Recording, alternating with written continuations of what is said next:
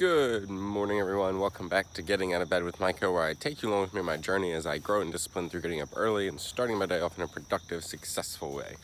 So today, it is Thursday. I got up at like 6:25 today, which is pretty good.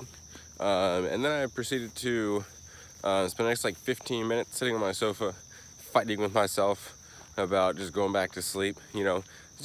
Sometimes you're sitting there, you're like, I don't need to work. I don't need to live. I don't need life. All I need is to just go back to bed.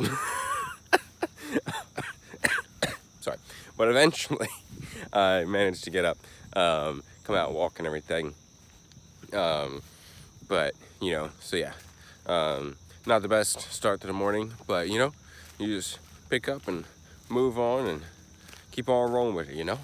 But yeah. So, on my way back to the house now, after my walk, to go ahead and get rolling on the rest of my things and everything. And I'm going to come back at you with my thoughts from the Word. All right, so it really jumped out at me in my Bible reading today, reading in Mark chapter 14. This is actually a lot going down up in this chapter. This is the beginning of the end. We've only got 2 more chapters after this. And this is where we have the Passover, which I always enjoy reading the Passover deal with, Jesus and disciples and everything, when he kind of like changes the meaning of the Passover. And then, we have Peter's denial, which is, such a sad, a sad picture of our own lives sometimes, I feel like, where we're so gung-ho until opposition comes and then we're like, I don't know. And, seeing that play out is always sad. But the main thing that really jumped out at me in this, as I was reading along, we see Jesus gets arrested, and he's standing before, the high priest, and everybody's there, and he's got all these people accusing him and saying different things, but none of their testimonies are agreeing. Nothing's making any sense because it's all made up and it's all false, and they're all just lying and saying stuff.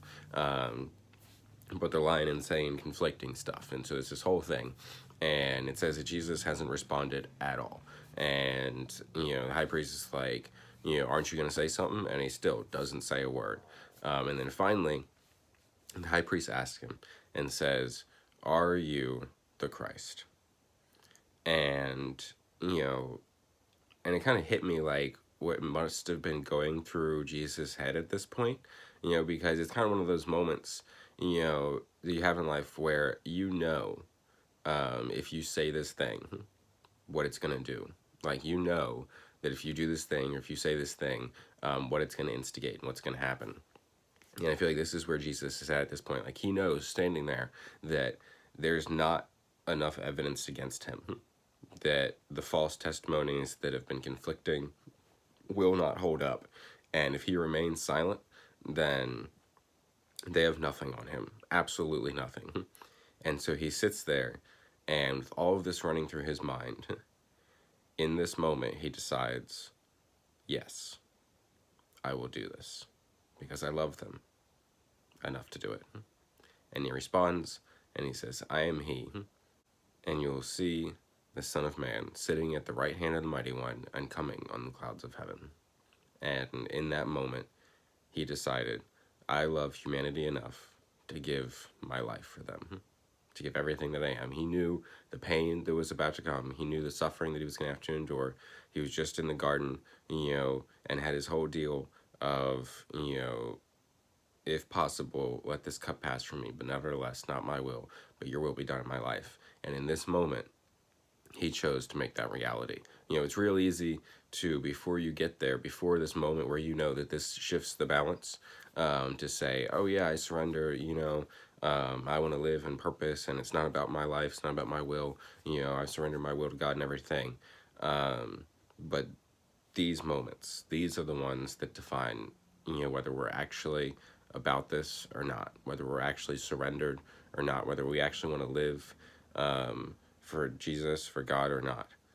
These moments where we know that this is where we shift the balance, that we can't go back from this.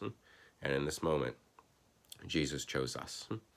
And so that's just really really awesome to me. And I never really noticed this before. So I thought it was like really, really cool. But anyway, that'll be it then for today's Getting Out of Bed with Micah. Thank you so much for watching. Be sure to like, comment, and subscribe. And always remember that you are important, that you are valuable, that you matter, that Jesus loves you, and so do I. And I'll see you next time. Toodaloo. Bye.